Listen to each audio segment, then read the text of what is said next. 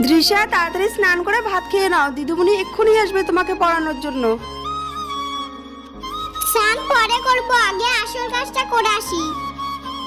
সন্ধে হয়ে যাচ্ছে, দিদিমণি এখনো আসছে না। আজকে আসবে কি আসবে না, একটা ফোন করে দেখি তো কি হয়েছে। হ্যালো দিদিমণি, এত দেরি হলো, এখনো আসছেন না আপনি?